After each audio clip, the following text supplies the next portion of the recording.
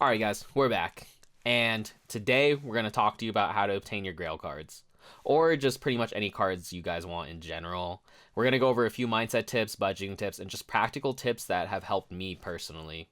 And I'm just going to run through my whole thought process and how I think about obtaining cards. Hopefully along the way too, I can give you guys some real life examples of cards that I've obtained and how I've done it and just the things that have helped me.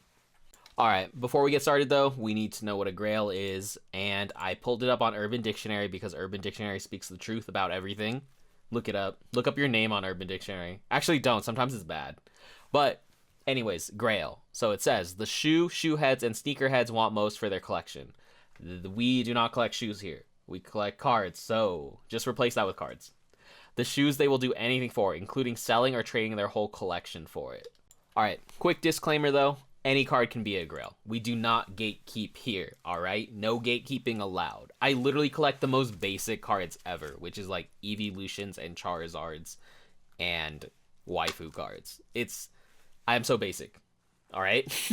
Legit, just collect whatever makes you happy and embrace it. Your grail is your grail. It's no one else's, so don't even worry about that. If you want to collect like PSA 10 Weedles, do it. Just run it. Make it happen. Also, don't compare yourself to others. That's just bad for your mental health, honestly. I know I've been super proud of something, like my cards in my collection, and then I just scroll the gram, and then rip. You see a homie who posts like 10 PSA 10 first edition Zards, and you're like, oh my god, my collection sucks. Stop. Don't do that. The only person you should ever compare yourself to is yourself. Because at the end of the day, that's all that really matters, is you doing better than yourself from the day before. It makes everything more fun, and growth just happens more exponentially that way. So, stop. Embrace yourself. Therapy. Alright, before we get started, I'm going to show you guys my grail. If you guys have watched a lot of videos, you've probably seen this card before. It is Hidden Fate's Shiny Charizard. And this is the card that I've always wanted. This is the card that got me back into collecting. So a lot of people hate Modern. I get it in a way, but how can you deny a card like this? And also, to be completely real with you, Modern is the reason why I want to say Pokemon is as strong as it is. It brings so many people back, and it brings so many people into the hobby. Because of cards like this are ridiculous. I remember I watched a Leonhardt video, and he was trying to pull it, and I was like, wow, this is so crazy. This card looks so sick. And so basically, I remember I drove around with Van. If you guys watch our old vlogs, I think they're still up. I drove around with Van to every Target looking for Hidden Fates tins so we could try to pull this. And I know I tell this story a lot, but back then I bought hundreds of dollars worth of Hidden Fates, and I could barely afford that. Like, it was hectic. But that's what got me into the hobby, and that's what got me so deep into Pokemon cards again. Anyways, long story short, what I'm trying to get at with this card is I never thought I would own this card. This was my grail card at the time. And I say at the time because grail cards change. I think as a collector, everyone evolves, and you want something, and then after you obtain it, you want something more. It never ends, honestly. But back to the point, I never even thought I would own this card raw. I tried so hard to pull for it for eternity. I spent thousands of dollars like a noob. But I never thought I would own it, and eventually I gave up on owning it. But then that's when I ended up getting it. And I ended up getting it in a pretty clean copy, and then I ended up getting a PSA 10 version of it. So you can literally achieve whatever you want. You can literally get any card you want. Me, in the past, from 2 years ago, or whenever Hidden Fates came out, would have been freaking out that I own this card in a PSA 10. Me, when I first started, was literally like, I will never own a PSA cards. Those literally make no sense to me at all. What's the point? And now I'm obsessed with PSA cards and owning them. Times change. And now I owe you guys tips. But before we get started, I'd like to let you guys know that this video is sponsored by Bokusu. Bokusu is a premium Japanese snack subscription service that delivers an original assortment of Japanese snacks and tea pairings. Bokusu partners with authentic Japanese snack makers, and some of them have been making snacks for over 100 years. Each box comes with its own culture guide that highlights all the snacks you're receiving, and it even shows you where each snack is produced. So I've received 3 different types of boxes from Bokusu already, and I can honestly say that I'm amazed at the sheer amount of different snacks they're able to offer. Each box is so different and has so much variety. There's always a unique selection that separates it from the last one. It's pretty crazy, actually. This box is Hokkaido Holidays, and it features so many snacks from that area. Bokusu makes such a perfect and memorable gift for anyone in your life who appreciates Japanese snacks and culture, especially during a time where people aren't able to travel as easily as they would like. And actually, not only would you be gifting them Bokusu, which is already awesome, but also you would technically be gifting them with the chance to win free tickets to Japan, because Bokusu is having a giveaway. They will be picking one lucky winner to win a free set of tickets, and anyone who is subscribed before December 31st is automatically entered. I'll include a link in my description so you can check out the terms and conditions and other methods of entry. Also, don't forget that if you click on the link in my bio and use my code, you'll also get 10% off. Alright, we're back. And tip number 1, I think this is the most important one. It's just go buy the card. Just kidding. That is not the tip. That is bad advice. That was a bad joke. But for real, tip number 1 on the real talk is to be flexible. I think this is where most people get messed up. And when I say be flexible, I mean it in multiple ways. Don't tunnel vision. Don't just only want one card, because if you're only looking at one card, I feel like that truly gets you stuck. You get obsessed and you get stuck and you are almost missing the other opportunities that are nearby. So if you're tunnel visioning, you're just looking forward like this, and you're missing this card, you're missing this card, you're missing this. You want to be obsessive, but you want to be obsessive over multiple cards. So if you like Charizard, I think it's okay to want this specific Charizard, but don't let your mind limit you to only this. There's so many other cool Charizards that exist. And if the right opportunity pops up, you should get them if you can get it for cheap, or you can get a really clean copy. Just don't limit yourself. What's that one saying? It's if you cast a wide net, you'll catch a lot of fish. Something like that. But that's the main thing I'm trying to preach here is, yeah, have your grails, but have a bunch of different grails. And then even look into the subcategories of those grails, like cards from the same sets or cards from the same era. It's good. It just pays off to be really deeply involved with the hobby and all the different sets and cards. So let it branch off. Let it fall down. You know what I mean? Let it all hang out and dig deep. Dive really deep. Because for me, yeah, I like this card. This is one of my grails, but I still look into other Hidden Fates cards. I still think they're really cool. So when I find them, I get into them. And then other alternate art cards too, like Latios, all the old ones. They're all related to this field, but they're all part of my grails, like Latios 10. Oh, I hope I get one of those. And then when I'm looking at gold stars, I'm not just like, oh, this specific gold star. I am content with any cool gold star at the right price. Also, on the note of being flexible, I think it's okay to almost get training wheel cards. I don't know how to say that, but get lesser cards of the card you actually want. Like for me, I've always wanted the Aquapolis Espeon and the Aquapolis Umbreon, and now I own them. I wish they were 10s, but these will lead to 10s hopefully sooner or later. But before even that, my first Skyridge and Aquapolis cards were these. It was like a Crobat Holo and a Hypno Holo, and almost in a way it almost feels like skateboarding or like something like that, where you build upon itself. Like you learn how to ollie, and then you learn how to kickflip, and then you learn how to tray flip. It's kind of like that. It's like owning these lower end cards gives you a weird confidence and helps you be like, oh, well, I own these, so the next obvious step is something else in that direction. Instead of just like getting a $100 card and then getting into a $200 card and then getting to a $300 card feels a lot better, and it helps you ease in rather than just buying a $1,000 card right away or finding a way to get a $1,000 card. Owning these lower end cards also helps you understand the market for these higher end cards, because they're a similar market and they're related in a lot of ways. So it gives you a deeper insight to these and more surrounding cards for a lower buy-in, which I think is good for experience. And that experience helps you be more confident in your bigger purchases, which I actually think is super important for buying these grail cards, because you want to feel good about buying it, and you want to feel like you got it for a good price, and you want to feel like it's scarce. I know we're still on the first one of being flexible, but this is the last thing about being flexible. So you just want to be flexible in the way you obtain cards also. Basically what I'm trying to say is it's not so cut and dry. Every card that I've obtained that's a higher value card, I've obtained it a bunch of different ways. I don't just buy everything off of eBay, or I don't just only grade cards or trade for cards. So this card I bought off of eBay. This card I bought at a local card shop and graded. This card I helped my friend grade, and I bought it off of him. This one I traded for at a convention. These two actually I traded for at conventions. So for this one I traded a Stained Haunter and a, oh, what was it? It was like a super damaged Celebi Gold Star and a bunch of modern cards and maybe like a couple $100 cash. Something like that. It was like 450, 500 value, maybe 550. I don't really remember. But this one, I traded him. He wanted 850 value. I traded him a Sabrina's Espeon PSA 10 and a, what was it? Let me think.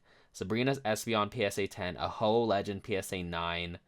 The Ho Legend I got for really cheap. Well, I traded a base set 2-pack, which I got for like $60 for the Ho 9, which is honestly pretty cool. And I got the Sabrina's Espeon for really cheap. I want to say like $120. And then I gave him like 350 cash. I think it was 350. So there's that.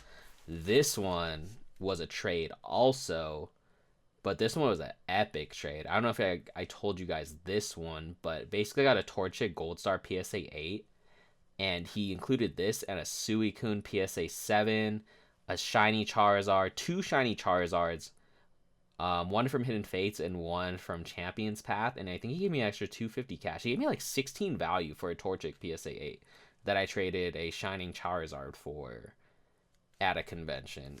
I get cards in different ways. These two I got from a binder from forever ago, and I graded them, and they both got 9s. This one I got at a card shop and graded myself. So, oh, look, and then this one I bought at a card shop for $100.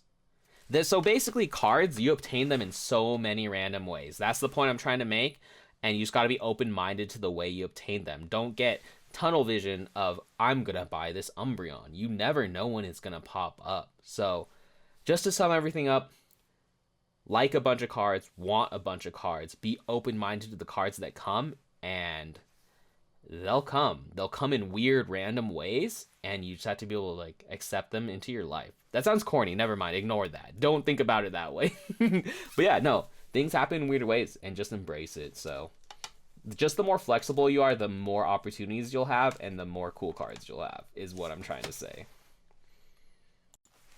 All right, yo. So tip number 1, kind of long. We'll try to keep these shorter, but I just end up talking, and it happens.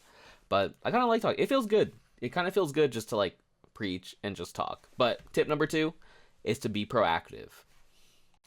And what I mean by that is research the card. Look into the card a lot. Look it up on eBay all the time. See comps. See the new listings. Sometimes you get deals by just constantly looking up a card over and over and over again. There's always the one card that goes under the radar every once in a while. So look up the pops too. Learn the pop of the card. Pretty much you are trying to, when I think about owning a card, I think about getting the card, knowing it's rare, or at least kind of low pop, and then trying to get the card for as cheap as possible, like under half comps. At least try to do that. That's the goal. And then learn everything you can about it. So if you're getting it graded, then try to get it really cheap. Try to get a super crazy steal. And if you're buying it raw, try to find it super, super clean.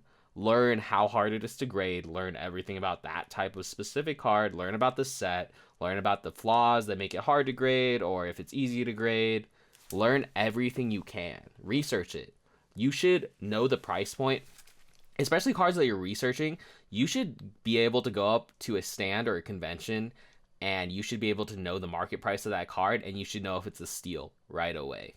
How I think about it is like, I don't know the price of every single card, but I have like 3 or 4 active cards in my mind that I want, and I know the price is the current market price right off the top of my head. So if I ever see a steal, I know what a steal is. Live and breathe the card. Live and breathe the sets. For me, let me give you some examples. I have a basketball example, but I know all Stephen Curry rookies because I'm obsessed with Stephen Curry. I have a problem, but it is okay. I know I was buying Stephen Curry rookies for like $20, $30, and that was a good price forever ago, and now most of them are at $100. So I know if I see a Curry rookie for $30, $40, $50 even, right now I know it's a good price point. in terms of Pokemon right now, I know any e-readers in 9s for under, I want to say under 150 is a good price point. I know some of the lesser popular ones like Magneton or something like that are around 150, 180. So if you can get a holo of any e-reader for $100 in a PSA 9, you are super chilling. That's a really good price point. So just be obsessed. Be obsessed. It goes back to being obsessed with the card and the surrounding cards, and you just are building your information database. SM Pratt says this, but knowledge is everything in the hobby. So the more you know, knowledge. But the more you know, the better off you are, and it will really help you find deals. It really, really will. Trust me. I try my best to never buy anything at market, ever. The only time I really pay market is if I get a raw card for market and I have a feeling it'll grade high and increase the margins, or if it's a really trade heavy, like super trade heavy deal and I'm just trading cards that I either got into really cheap or that I was wanting to move anyway. All right, next tip is pretty straightforward, and that is to be financially prepared. So this one will be very short. Just have cash on you. Have cash, a really good trade at all times, no matter what. Just be financially ready, because at the end of the day, crazy cards that you want will pop up for crazy deals, and you want to be able to get them. You do not want to live with the regret of missing out on a crazy card that you've always wanted for 50% of its value. I know I always say this too, but make sure it's excess money. Make sure it's money that you can lose and spend on Pokemon cards. We are in the spend excess money gang, okay? Do not get yourself in financial trouble over Pokemon cards. It is not worth it. So for me, I have a reserve for Pokemon cards. I try to keep it as stocked as I can. So just have that extra income. Just sell a bunch of cards that you don't need and don't buy cards right away. Keep that cash and have 1,000, 2,000, 3,000, whatever you think you can get, and just keep it until you find a crazy, crazy opportunity that you can't pass up, because there's a lot of opportunities like that. And especially now with people's cards coming back, with the market going down, there's gonna be a lot of opportunities. So you just want to have that. All right, next tip is just to be ready to sacrifice. At the end of the day, nothing is free. So if you want a crazy cool card that you never thought you would own, you're gonna have to sacrifice something, whether that's time, money, or cool cards. And mainly I say it with cool cards because for me, from my perspective, I've had so much trouble trading cards. Like when I was trading for this Umbreon right here, I know that it was a good trade. It felt really good in the moment, but I was so hurt about letting go of my Sabrina's Espeon and my Ho-Oh Legend. I was almost like not down. I have this weird attachment thing. I just get attached to cards and I don't like letting them go. But just do it. Just sacrifice these old they're almost like experiences, or like, I don't know. That's how they're old experiences, and it's okay to trade up old experiences for new experiences, because now I have this, and this is a card. It feels so much better, but it's just, for me, I guess this whole sacrifice thing is a personal thing for me. You just have to let it go. You have to let go of certain cards and let go of certain things to really level up and go higher and higher and higher on the scale of cards. Along the lines of letting it go is the last tip, which is just letting it all go. Like once you set your sights on cards and you really, really want them, you do your research on the cards, you're obsessed with these cards, and you have the funds to do so, you're willing to sacrifice your time, your money, your other cards for whatever specific cards you want, just let it all go. And what I mean by that is just don't be desperate for whatever specific cards you want, because at the end of the day, they're just cards. And I think, not to be all philosophical with it, but I really think the concept of wanting something and then letting it go really helps it bring it into your life. The closest metaphor I can think of is with like dating, and when you're talking to someone new, it's really weird if you text them every 2 minutes. Like, yeah, you're into them, but texting them every 2 minutes is not the move. It feels really desperate and it forces bad situations. But if you are focused on your own life and you are talking to them, and whatever happens, and you have that mindset, usually things work out way, way better. And I think that applies to cards too. Because at the end of the day, if you see this card and market price is 800, but homie wants 1,000, and you're like, oh, I want it so bad. Overpaying $200 doesn't feel good. You can walk away. It's okay. The grail is there, but you don't need it right now, this very instant. You can wait. You can give it time. You're okay with just letting it go and just knowing that it'll pop into your life again when the circumstances are right. When you force the issue, it usually makes you feel really, really bad. And you want to avoid feeling bad in a hobby like this. You want to make sure that when you make purchases and trades, that you feel like you came out on top and that you feel like good about it so you can keep the cycle going. All right, last tip, it's like a bonus tip, is just to incorporate Pokemon into your lifestyle. That sounds really weird, but there's a lot of ways to incorporate Pokemon into your daily life. So for me, what I do is I have to go to the post office all the time. So what I do is every time I go to the post office, I go to my local card shop. Shout out Old Town Hobbies and Games. Goat. Super goat card shop if you guys are ever in Albuquerque. But I'll go there every day I go to the post office.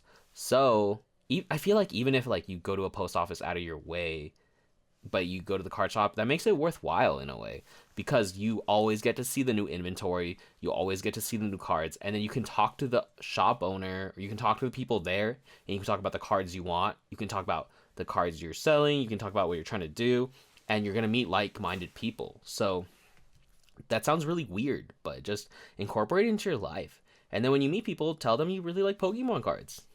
If you want to level up, you got to make this your life, you know? Not your whole life, but make it an important part of your life. So it's okay. Like, I like art, I like skateboarding, I like Pokemon cards. I talk about all those things with everyone I meet, and it really benefits a lot because then you either find connections who also like Pokemon cards, or you find someone who's like, oh, I have a bunch of these that I'm trying to sell.